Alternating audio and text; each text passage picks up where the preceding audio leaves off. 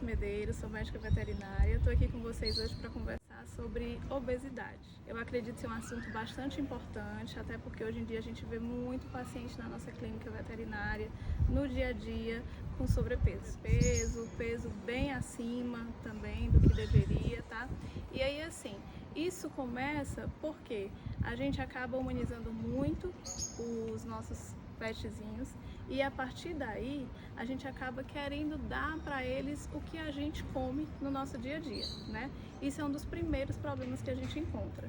Ah, doutora, eu não posso fazer isso nunca? Pode, desde que a gente converse, tá? E que a partir daí a gente comece a montar uma rotina, um cardápio para ele que se adeque àquela questão da ração com o que ele vai estar comendo fora disso, né? Porque assim, se a gente pensar, a ração ela é formulada de uma forma que ela vai ter tudo de nutriente que é necessário para o dia daquele animalzinho.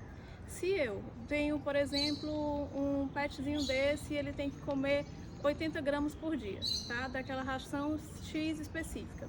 Se eu dou para ele, além dessas 80 gramas, todo dia, um biscoitinho, uma bananinha, uma mamão, uma tapioca, o que seja, né? De fora daquilo que ele precisa de nutrição do dia. Tudo isso vai ser um balanço positivo. E a partir desse balanço positivo, eu começo a acumular gordura nesse organismo. Porque já que eu não vou estar precisando utilizar, eu vou começar a acumular no organismo. Isso acontece com a gente e acontece com eles. E a partir daí, a gente vai começar a ver que ele vai aumentando o peso acima do necessário.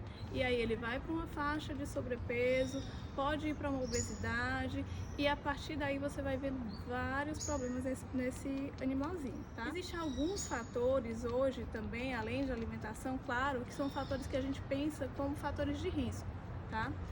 Que fatores seriam esses? A castração é um fator. A castração é bem importante, a gente faça para prevenir uma série de doenças, né? Que a gente pode falar disso mais na frente, tá?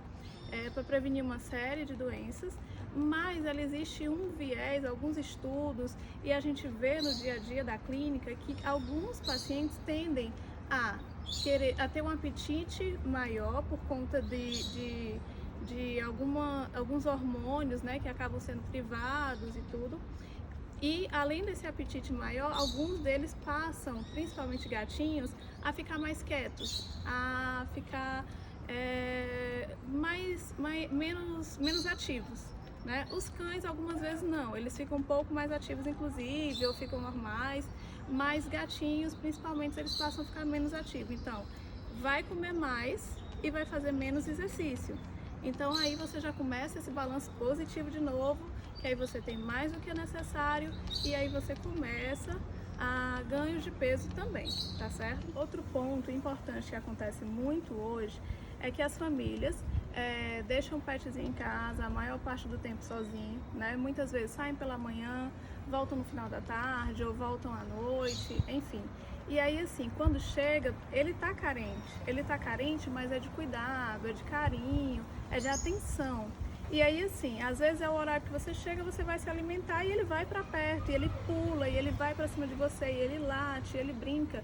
Você tem que trocar esse costume, esse hábito de, ao invés de dar o que você está comendo, passar para ele aquele belisco, aquele petisco, aquilo ali, tudo que ele vai comer acima do dia a dia dele, do normal, do que ele necessita, aquilo tudo vai para cima, é um balanço positivo e ele vai ganhando peso.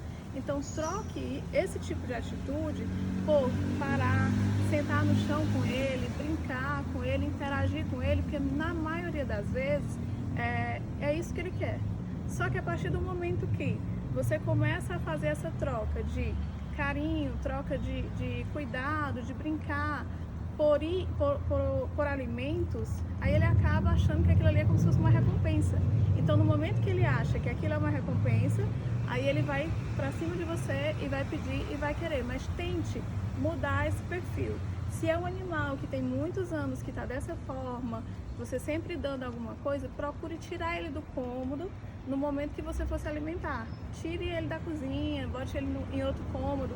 No início, ele vai reclamar, vai chatear e tudo, mas ele também acostuma, tá certo? Então são formas da gente lidar com esse tipo de problema, ou que já existe ou que ainda não existe, e você tá ali naquele meio, né? Um fator bem importante também é que muitas vezes você compra uma ração X específica, tá? E aí naquela ração, no verso, sempre vem as quantidades.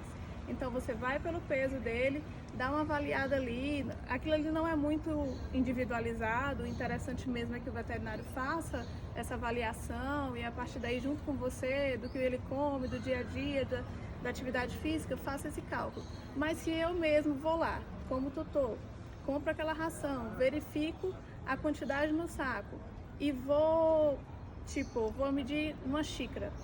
Não, eu acho que aqui tem essa xícara, tem 50 gramas. Cada ração, cada pelletzinho de ração, cada grão tem um peso específico. Então, cada ração é preciso realmente, se foi 80 gramas, por exemplo, você pesar aquela quantidade. E aquela quantidadezinha ali, ela precisa ser dividida para o dia inteiro. É outro erro que eu sempre vejo muito no consultório.